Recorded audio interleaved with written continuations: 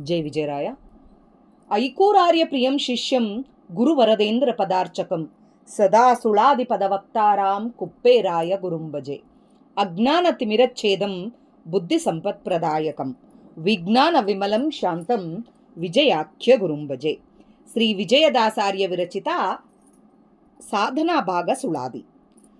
ಆಶೆ ಎಂಬೋ ಪಿಶಾಚಿ ಸೋಂಕಿದೆ ಆದಿಯಲ್ಲಿ, ಏಸೇಸು ದೇಶ ಸುತ್ತೆ ತೊಲಗದಯ್ಯ. ಲೇಷವಾದರೂ ಇದಕ್ಕೆ ಹೇಯ ಪುಟ್ಟ ದೂರುವೆ, ಕಾಸಿಗಾದರೂ ಪ್ರಾಣ ಒಪ್ಪಿಸುವೆನೋ. ದೋಷ ಕಂಜದೆ ನಾನಾ ಬಗೆ ಬಗೆಯವರ ತುತಿಸಿ, ಕ್ಲೇಶದಿಂದಲಿ ಬಳಲಿ ಬರಿದಾಗುವೆ. ಘಾಸಿ ಮಾಡುವ ಪಿಶಾಚಿಗೆ ಬಲಿಯೇ ಈಯೇ, ತಾ ಸುಮ್ಮನೆ ಬಿಟ್ಟು ಹೋಗುವುದೋ. ಈ ಶರೀರದೋಳಿದ್ದ ಆಶೆ ಎಂಬೋ ಪಿಶಾಚೆ, ರಾಸಿ ಬಲಿ ಹಾಕಿದರೂ ಬಿಡದಿಪ್ಪದು. ಈ ಸುಮೇರು ಬ್ರಹ್ಮಾಂಡ ಆಕಾಶ ಪರ್ಯಂತ ಬ್ಯಾಸರವಿಲ್ಲದೆ ತಿರುಗುತ್ತಿದೆ. ಆಶೆಯಾಗುವುದಿದರ ಮೊದಲು ಕೊನೆ ಆವದು, ಲೇಸಾಗಿ ನೋಡಿದರೂ ನೆಲೆ ತೋರದು. ಭೂಸುರನಾದೆನೆಂಬೋ ಗರ್ವಿಕೆಯಲ್ಲದೆ, ಮೀಸಲ ಗುಣದಲ್ಲಿ ಇರದೆ ಪೋದೆ. ಕಾಸುಗೊಡುವರಿಗೆ ವಾರ್ತೆಯ ಕೇಳುತ್ತಲೇ, ಕಾಶಿಗೆ ಹೋಗಿದ್ದಾವತಿ ಬಡುವೆ. ಶೇಷಶಾಯಿ ಸಿರಿ ವಿಜಯ ವಿಠಲ, ಜಗದೀಶ ನೀನೊಲಿಯದಲೇ ಆಶೆ ಪಿಶಾಚಿ ಬಿಡದು. ಕೊರಳಿಗೆ ಅಸ್ಥಿಯ ಸರಧರಿಸಿ ಮೇಲೆ ಮಿರುಗುವ ವಸನ, ಪೊದ್ದರೆ ಪರರಿಗೆ ಗೋಚರವಾಗದು. ಕಾಣದ ತೆರದಲ್ಲಿ ನಾನು ಅಂತರ ಮಲಿನ ಬಿಡದೆ ಹೊರಗೆ ನಿರ್ಮಳನೆಂದು ಕರೆಸಿಕೊಂಡೆನೋ ನಿತ್ಯ. ಮರುಗುವೆ ಮಹಾ ಆಶೆ ಶರಧಿಯೊಳಗೆ ಮುಣುಗಿ, ಧರೆಯೆಲ್ಲ ಬಿಡದೆ ತಿರುಗಿ ಬಸವಳಿದೆ. ಪರಿಪರಿ ಗುಣವುಳ್ಳ ವಿಜಯ ವಿಠಲ ನಿನ್ನ, ಚರಣದಲ್ಲಿ ಆಶೆ ಅರೆ ಕಾಲವಿಲ್ಲ. ಒಂದು ಆಶೆಯಿಂದ ನಿತ್ಯ ಮಾಡುವ ಸ್ನಾನ, ಸಂಧ್ಯಾನ ಜಪ ತಪ ತಿಥಿ ಪೂಜೆ.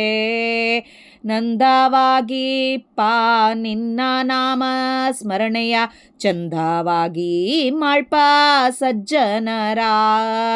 ಸಂದರುಶನವಾಗೆ ಉತ್ತಮ ಗತಿ ಮಾರ್ಗ, ಹಿಂದಾಗಿ ಪೋಗೋದೆ ಕೈ ಸೇರದೆ.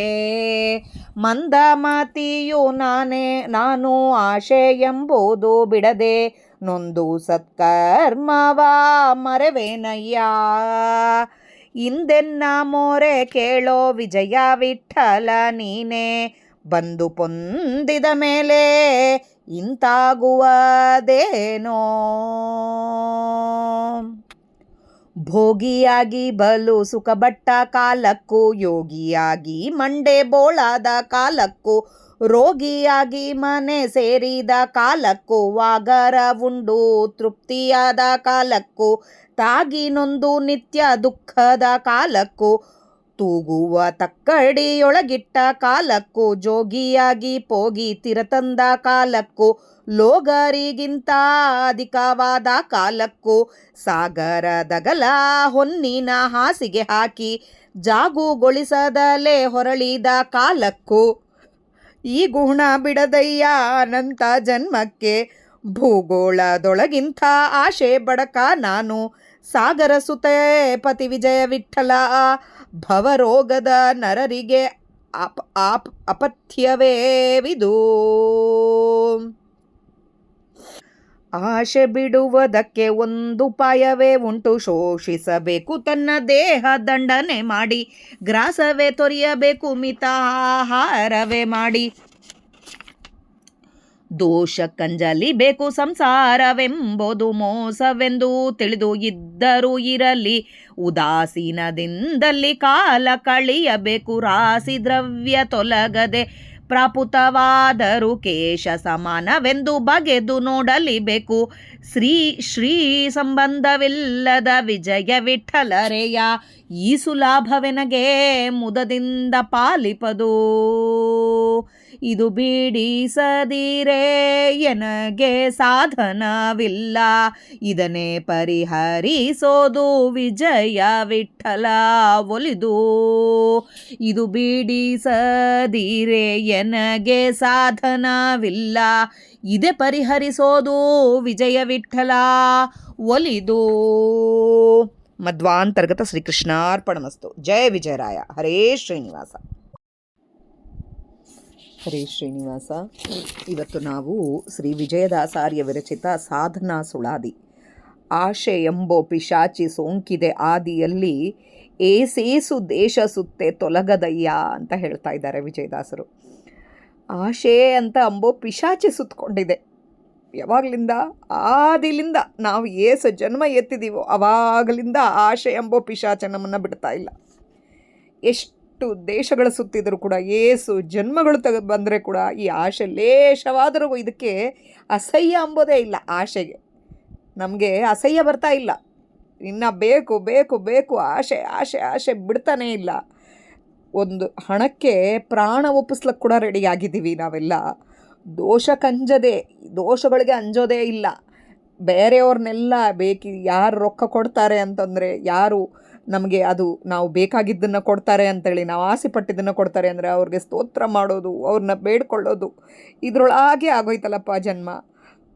ಘಾಸಿ ಮಾಡುವ ಪಿಶಾಚಿಗೆ ಬಲಿಯೇ ಇವ್ರನ್ನ ಬೇಡ್ಕೊಂಡು ಅವ್ರನ್ನ ಸ್ತೋತ್ರ ಮಾಡಿ ಆ ಒಳಗೆ ಪಿಶಾಚಿಗೆ ಬಲಿ ಕೊಡ್ತಾ ಇದ್ದೀವಿ ನಾವು. ಇದು ಬೇಕು ಅಂದಗಳಿಗೆ ಅದು ತೊಗೊಂಬರೋದು, ಇದು ಇಟ್ಕೊಳ್ಳೋದು ಆಶೆ.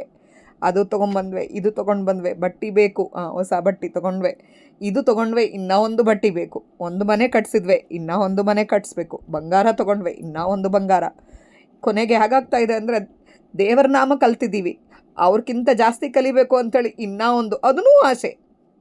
ಇಲ್ಲಿ ದೇವರನ್ನ ತಿಳ್ಕೋಬೇಕು ಅಂಬೋದು ಆಸೆ ಇಲ್ಲ, ಒಬ್ರಿಗಿಂತ ಜಾಸ್ತಿ ಮಾಡಬೇಕು ಎಂಬೋ ಆಸೆ ಜಾಸ್ತಿ ಆಗ್ತಾ ಇದೆ. ಈ ಥರ ಒಂದೊಂದು ಬಲಿ ಕೊಡ್ತಾ ಇದ್ದೀವಿ. ಅದು ಆಸೆಗಳಿಗೆಲ್ಲ ಇದು ಆಸೆ ಬೇಕು ಅಂತ ಆ ಪಿಶಾಚಿ ಕೇಳಿದಾಗೆಲ್ಲ ಈ ಆಸೆ ಈಡೇರಿಸೋದು. ಅದಾದಗಳಿಗೆ ಈ ಆಸೆ ಎಷ್ಟು ಬಲಿ ಹಾಕಿದರೂ ಕೂಡ ಬಿಡ್ತಾನೇ ಇಲ್ಲ ನಮ್ಮನ್ನು. ಮತ್ತೆ ಬೇಕಂತದ ಇನ್ನೊಂದು ಆಸೆ ಬರ್ತಾ ಇದೆ. ಈ ಸುಮೇರು ಬ್ರಹ್ಮಾಂಡ ಆಕಾಶ ಪರ್ಯಂತ, ಈ ಬ್ರಹ್ಮಾಂಡ ಆಕಾಶ ಪರ್ಯಂತ ಬ್ಯಾಸರವಿಲ್ಲದೆ ಈ ಆಸೆ ತಿರುಗ್ತಾನೇ ಇದೆ. ಆಶೆಯಾಗುವುದು ಇದಕ್ಕೆ ಕೊನೆ ಎಂಬುದು ಮೊದಲು, ಕೊನೆ ಎಂಬುದು ಇಲ್ಲೇ ಇಲ್ಲ. ಲೇಸಾಗಿ ನೋಡಿದರೂ ನೆಲೆ ತೋರದು. ಕೊನೆ ಎಂಬುದೇ ಇಲ್ಲಾರ್ದಾಗ ಆಗೋಗಿದೆ ಆಶೆಗೆ. ಆಮೇಲೆ ಬ್ರಾಹ್ಮಣನಾಗಿದ್ದೀನಿ ಎಂಬುದು ಗರ್ವ ಬಂದ್ಬಿಟ್ಟಿದೆ. ನಾನು ಬ್ರಾಹ್ಮಣ ಅಂಬೋದು. ಆದರೂ ಒಳ್ಳೆ ಗುಣ ಇರಲಾರ್ದಾಗ ಹೋಗ್ತಾ ಇದೆ. ಕಾಸು ಕೊಡುವವರಿಗೆ ಅವರ ವಾರ್ತೆ ಕೇಳುತ್ತಲೇ, ಕಾಸು ಕೊಡ್ತಾರೆ ಅಂದರೆ ಸಾಕು, ಅವ್ರು ಸರಿ, ಅವ್ರು ಹೇಳಿದ್ದನ್ನು ಕೇಳೋದು, ಅವ್ರ ಜೊತೆಗಿರೋದು, ಇದು ಮಾಡ್ಕೋತಾ ಕಾಶಿಗೆ ಹೋಗಿ ದಾವತಿ ಪಡ್ತಾ ಇದ್ದೀವಿ. ಕಾಶಿಗೆ ಹೋಗಿ ನಮ್ಮ ಪಾಪಗಳೆಲ್ಲ ಹೋಗಬೇಕು ಅಂತ ಎದುರಿಗೆ ಆಶೆ ಪಡ್ತಾ ಇದ್ದೀವಿ. ಕಾಶಿಗೆ ಹೋಗಿ ಪಾಪ ಹೋಗಬೇಕು ಅಂಥೇಳಿ ಗಂಗೆಯಲ್ಲಿ ಸ್ನಾನ ಮಾಡ್ತಾ ಇದ್ದೀವಿ.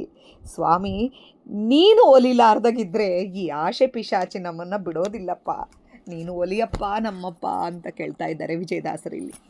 ಹಾಗೆ ಕೊರಳಿಗೆ ಅಸ್ಥಿಯ ಸರ ಧರಿಸಿ ಮೇಲೆ ಮಿರುಗುವ ವಸನ ಪೊದ್ದರೆ, ಕೊರಳಲ್ಲಿ ಅಸ್ಥಿಯ ಸರ ಹಾಕ್ಕೊಂಡು ಮೇಲೆ ತಳತಳ ಹೊಡೆಯೋ ಬಟ್ಟೆಗಳು ಹಾಕ್ಕೊಂಡ್ರೆ ಹೊರಗಿದ್ದವ್ರಿಗೆ ಗೊತ್ತಾಗಲ್ಲ ಒಳಗೇನದ ಅಂಥೇಳಿ.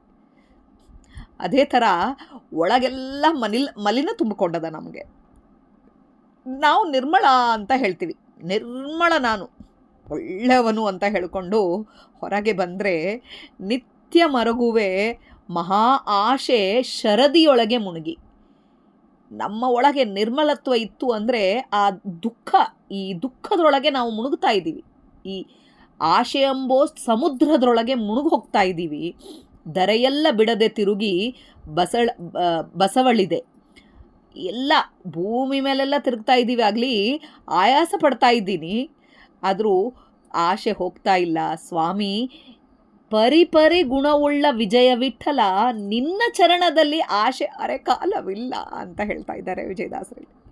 ಇಷ್ಟೂ ಆಸೆ ಪಡ್ತಾ ಇದ್ದೀನಿ ನಾನು. ನನ್ನದು ನನಗೆ ಬೇಕು ಅಂದಾಗೆ ಅವ್ರ ಹತ್ರ ಹೋಗೋದು, ಕೇಳೋದು, ಅವ್ರ ಜೊತೆಗೆ ತಿರುಗಾಡೋದು, ಬರೇ ಇದೇ ಆಸೆ, ಹಣ ಬೇಕು ಅಂಬೋದು. ನಿನ್ನ ಪಾದದಲ್ಲಿ ಆಸೆ ಒಂದು ನಿಮಿಷ ಕೂಡ ಒಂದು ಅರೆ ಕಾಲ, ಅರ್ಧ ನಿಮಿಷನೂ ಇರ್ತಾ ಇಲ್ಲಲ್ಲಪ್ಪ ನಿನ್ನ ಚರಣದ ಮೇಲೆ. ಮತ್ತೆ ಮಾಡಿದ್ರು ಏನು ಮಾಡಿದ್ರು ನನಗೆ ಬೇಕು ಅಂತ ಮಾಡೋದೇ ಆಗೋಯ್ತಲ್ಲ ಸ್ವಾಮಿ ಅಂತ ಹೇಳ್ತಾ ಇದ್ದಾರೆ. ಒಂದು ಆಶೆಯಿಂದ ನಿತ್ಯ ಮಾಡುವ ಸ್ನಾನ, ಸಂಧ್ಯಾವಂದನ, ಜಪ, ತಪ, ಅತಿಥಿ ಪೂಜೆ, ನಂದವಾಗಿಪ್ಪ ನಿನ್ನ ನಾಮಸ್ಮರಣೆಯ ಚಂದವಾಗಿ ಮಾಳ್ಪ ಸಜ್ಜನರ ಸಂದರ್ಶನವಾಗೆ ಉತ್ತಮ ಗತಿ ಮಾರ್ಗ ಹಿಂದಾಗಿ ಹೋಗೋದೇ ಕೈ ಸೇರದೆ. ಒಂದು ಆಶೆಲಿಂದನೇ ನಾವು ನಿತ್ಯ ಮಾಡೋ ಸ್ನಾನ ಆಗಿರ್ಬೋದು, ಸಂಧ್ಯಾವಂದನ ಆಗಿರ್ಬೋದು, ಜಪತಪಗಳಾಗಿರ್ಬೋದು, ದೇವರ ನಾಮಸ್ಮರಣೆ ಆಗಿರ್ಬೋದು, ಅತಿಥಿಗಳ ಸತ್ಕಾರ ಆಗಿರ್ಬೋದು, ಸಜ್ಜನರ ಸಂಘ ಆಗಿರ್ಬೋದು, ಉತ್ತಮ ಗತಿ ಮಾರ್ಗ ಇವೆಲ್ಲ ಹಿಂದೆ ಹಾಕಿಬಿಡ್ತದೆ ಆಶೆಲಿಂದ. ನಮ್ಮ ಕೈಗೆ ಸೇರೋದೇ ಇಲ್ಲ. ಇದು ಮಾಡಿದ ಪುಣ್ಯ ಕೂಡ ನಮ್ಮ ಕೈಗೆ ಸೇರ್ತಾ ಇಲ್ಲಪ್ಪ. ಮಂದಮತಿಯು ನಾನು ಆಶೆ ಎಂಬುದು ಬಿಡದೆ ನೊಂದು ಸತ್ಕರ್ಮವ ಮರೆವನಯ್ಯ. ಮಂದಮತಿಯಾದ ನಾನು, ಅಲ್ಲಿ ವಿಜಯದಾಸರು ನಮಗೆ ಹೇಳ್ತಾ ಇದ್ದಾರೆ, ನಾವು ಸುಳಾದಿ ಹೇಳ್ಕೊಳ್ಳೋ ಕಾಲಕ್ಕೆ ಹೇಳಬೇಕಿದು. ಆಶೆ ಎಂಬುದು ಬಿಡ್ತಾ ಇಲ್ಲ ಸ್ವಾಮಿ. ಏನು ಸತ್ಕರ್ಮ ಮಾಡೋದೆಲ್ಲ ಮರ್ತು ಹೋಗ್ತಾ ಇದ್ದೀನಿ ಈ ಆಶೆಲಿಂದ. ಇಂದೆನ್ನ ಮೊರೆ ಕೇಳೋ ವಿಜಯ ವಿಠಲ ನೀನೇ, ಬಂದು ಪೊಂದಿದ ಮೇಲೆ ಇಂತಾಗುವುದೇನು. ನೀನು ಮೊರೆ ಕೇಳಪ್ಪ, ನೀನು ಬಂದು ಬಿಟ್ರೆ ಸಾಕು, ಇವೆಲ್ಲ ಬರ್ತಾವೇನಪ್ಪ ಆಸೆ ಎಂಬುದು. ನೀನು ನನ್ನ ಕಾಣಿಸು ಸ್ವಾಮಿ ಅಂತ ಕೇಳ್ತಾ ಇದ್ದಾರೆ. ಭೋಗಿಯಾಗಿ ಬಲು ಸುಖ ಪಡೋ ಕಾಲಕ್ಕೂ, ಸುಖಪಟ್ಟ ಕಾಲಕ್ಕೂ, ಒಳ್ಳೆ ಭೋಗಿ ಅಂತಂದರೆ ಉಂಡು ಬೇಷು ಸಂತೋಷವಾಗಿ ಇರುವವನು, ಸುಖ ಪಡುವವನು. ಅಂಥವನು ಸುಖ ಪಡೋ ಕಾಲಕ್ಕೆ, ಯತಿಯಾಗಿ ಮಂಡೆ ಅಂದರೆ ತಲೆ ಬೋಳಾದ ಕಾಲಕ್ಕೂ, ರೋಗಿಯಾಗಿ ಮನೆಯಲ್ಲಿ ಬಿದ್ದ ಕಾಲಕ್ಕೆ ಕೂಡ, ಹಾಗೆ ಉಂಡು ತೃಪ್ತಿಯಾಗಿ ಇದ್ದ ಕಾಲಕ್ಕೆ, ತಾಗಿ ನೊಂದು ನಿತ್ಯ ದುಃಖದ ಕಾಲಕ್ಕೂ, ದುಃಖದಾಗಿದ್ದರು, ಚಲೋ ತಿಂದು ಇದ್ದರು, ರೋಗದಿಂದ ಇದ್ದರು, ಯೋಗಿಲಿಂದ ಇದ್ದರು, ಏನಿದ್ರೆ ಕೂಡ ನಮ್ಗೆ ತೂಗೋ ತಕ್ಕಡೆಯಲ್ಲಿ, ಅಂದರೆ ಇದು ಕಷ್ಟ, ಇದು ಮಾಡಿದರೆ ಕಷ್ಟ, ಅದು ಮಾಡಿ ಕಷ್ಟ ಅಂಥೇಳಿ ನಾವು ಏನು ಅನ್ಕೋತಾ ಇರ್ತೀವಿ, ಹಾಗಿಟ್ಟ ಕಾಲಕ್ಕೆ ಕೂಡ ಜೋಗಿಯಾಗಿ ಭಿಕ್ಷೆ ಬೇಡುವನಾಗಿ ತಿರ ತಿಂದ ಕಾಲಕ್ಕೂ, ಹೊರಗೆ ತಿರುಗಿ ತಿಂದ ಕಾಲಕ್ಕೆ ಕೂಡ, ಸಾಮಾನ್ಯ ಜನರಿಗಿಂತ ಅಧಿಕವಾದ ಕಾಲಕ್ಕೂ, ಲೋಗರಿಗಿಂತ ಅಂದರೆ ಸಾಮಾನ್ಯ ಲೋಕ ಜನರಿಗಿಂತ ಎಲ್ಲ ಯಾವ ಟೈಮ್ನಾಗ ನೋಡಿದರೆ ಕೂಡ, ಆಮೇಲೆ ಸಾಗರದ ಅಗಲ, ಸಮುದ್ರದಷ್ಟು ಅಗಲ ಹೊನ್ನಿನ ಹಾಸಿಗೆ ಹಾಕಿ, ಬಂಗಾರದ ಹಾಸಿಗೆ ಹಾಕಿ ಅದರ ಮೇಲೆ ಬಿದ್ದು ಹೊರಲಾಡಿದರೆ ಕೂಡ ಈ ಆಶೆ ಎಂಬುದು ಬಿಡಲ್ಲ. ಅನಂತ ಜನ್ಮಕ್ಕೆ ಬಿಡದಯ್ಯ. ಭೂಗೋಳದೊಳಗಿಂತ ಆಶೆ ಬಡಕ ನಾನು, ಇಷ್ಟು ಆಶೆ ಬಡಕನಾಗಿದ್ದೀನಿ ನಾನು. ಇದು ಪ್ರತಿಯೊಬ್ಬರೂ ನಮ್ಮರೊಳಗೆ ನಮಗಿದ್ದ ಆಸೆಯನ್ನು ನಾವು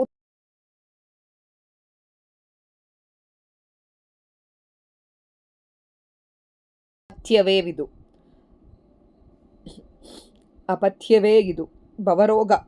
ಈ ಭವರೋಗ ಅಂತ ಇದ್ದಿದ್ದು ಈ ನರರಿಗೆ ಇದೇ ಆಶೆ ಎಂಬುದು ಬಿಡ್ತಾನೇ ಇಲ್ಲ. ಆಶೆ ಬಿಡಬೇಕು ಅಂದರೆ ಒಂದು ಉಪಾಯ ಇದೆ, ಶೋಷಿಸಬೇಕು. ನಮ್ಮ ಶರೀರನ ಶೋಷಣೆ ಮಾಡಬೇಕು, ದಂಡನೆ ಮಾಡಬೇಕು.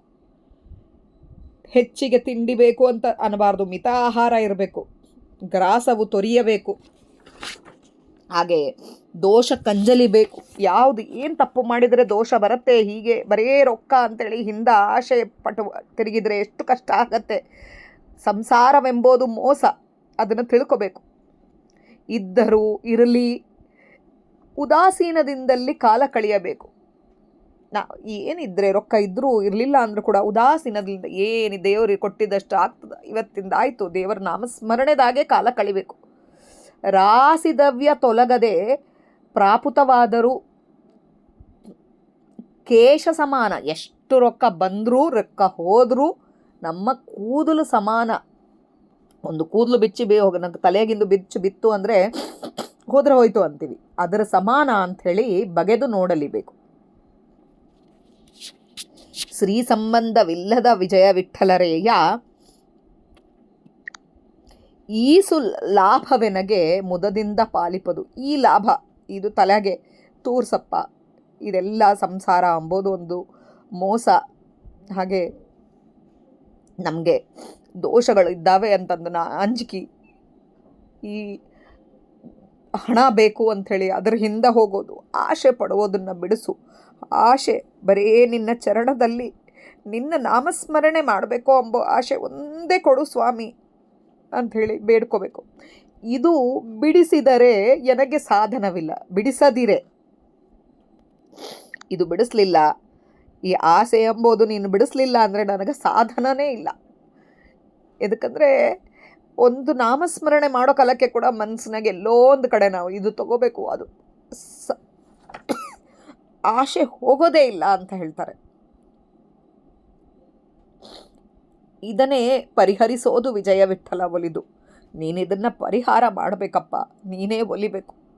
ಆಸೆನ ಕಡಿಮೆ ಮಾಡಬೇಕು. ಇದ್ದರೂ ಇರಲಿಲ್ಲ ಅಂದರೂ ಸ್ವಾಮಿ ಕೊಟ್ಟಿದ್ದು ನನಗೆ ಬೇಕು ಅಂಬೋದು ಬರೇ ನಿನ್ನ ನಾಮಸ್ಮರಣೆ ಅಂಬೋದನ್ನು ತರಿಸ್ಬೇಕು ಸ್ವಾಮಿ ಅಂಥೇಳಿ. ಇಲ್ಲಿ ರೋಗ ಬಂದು ಬಳಲಿದ್ರೆ ಕೂಡ ಆಸೆ, ಈ ರೋಗ ಕಡಿಮೆ ಆದರೆ ಸಾಕು, ಇದು ತಿನ್ನಬೇಕು, ಈ ರೋಗ ಕಡಿಮೆ ಆದರೆ ಸಾಕು, ಅಲ್ಲಿಗೆ ಹೋಗಬೇಕು. ರೋಗ ಕಡಿಮೆ ಆದರೆ ಸಾಕು, ಸ್ವಾಮಿ ಚಿಂತನೆ ಮಾಡಬೇಕು ಅಂಬೋದು ಬರಲ್ಲ. ರೋಗ ಇದ್ದಾಗ ಸ್ವಾಮಿ ಚಿಂತನೆ ಮಾಡಬೇಕು ಅಂಬೋದು ಆ ಆಸೆ ಬರ್ತಾ ಇಲ್ಲ. ರೋಗ ಕಡಿಮೆ ಆದರೆ ಸಾಕು, ದೇವರ ಹೊರಗೆ ಹೋಗಬೇಕು. ಹೀಗೆ ಏನೇ ಆದರೂ ಒಂದು ಯತಿ ಆದರೆ ಕೂಡ ಒಂದು ಸನ್ಯಾಸಿ ಆದ ಕಾಲಕ್ಕೆ ಕೂಡ ಆಸೆ ಬಿಡ್ತಾ ಇಲ್ಲ. ಇದನ್ನು ವಿಜಯದಾಸರು ಅದಕ್ಕೆ ಅದನ್ನು ಪರಿಹರಿಸಬೇಕು ಅಂದರೆ ಸ್ವಾಮಿ ಕರುಣೆ ಇಡಬೇಕು. ಅದಕ್ಕೆ ಈ ಆಸೆ ಎಂಬುದನ್ನು ಬಿಡಿಸು ಸ್ವಾಮಿ, ಇಲ್ಲಾಂದರೆ ನನ್ನ ಸಾಧನೆ ಆಗೋದಿಲ್ಲ ಅಂಥೇಳಿ ಹೇಳ್ತಾ ಇದ್ದಾರೆ. ಇದನ್ನೇ ಪರಿಹರಿಸೋದು ವಿಜಯ ವಿಠಲ ಒಲಿದು ಅಂಥೇಳಿ ವಿಜಯದಾಸರು ಇಲ್ಲಿ ಅತ್ಯದ್ಭುತವಾಗಿ ನಮ್ಮೆಲ್ಲರ ಸಲುವಾಗಿ ರಚನೆ ಮಾಡಿದ್ದು. ಆಸೆ ಎಂಬುದು ನಮಗಂತೂ ಈಗಿನ ಬಿಡೋದು ಭಾಳ ಕಷ್ಟ, ನಮ್ಮದು ಹೋಗೋದು ಆಸೆ ಭಾಳ ಕಷ್ಟ. ಸ್ವಾಮಿನ ನೆನೆಸಿ ಹೆಚ್ಚಿಗೆ ಆಸೆ ಬರಲಾರ್ದಾಗಿರಲಿ ಅಂಥೇಳಿ ಪ್ರಾರ್ಥನೆ ಮಾಡೋಣ. ತಪ್ಪುಗಳು ಹೇಳಿದರೆ ದಯವಿಟ್ಟು ಕ್ಷಮಿಸ್ರಿ. ವಿಜಯದಾಸರು ಒಳಗೆ ನಿಂತು ಏನು ನುಡಿಸಿದಾರೋ ಅದನ್ನು ಹೇಳಕ್ಕೆ ಪ್ರಯತ್ನ ಮಾಡಿರೋದು. ಜೈ ವಿಜಯರಾಯ. ಮಧ್ವ ಅಂತರ್ಗತ ಶ್ರೀಕೃಷ್ಣ ಅರ್ಪಣಮಸ್ತು. ಹರೇ ಶ್ರೀನಿವಾಸ.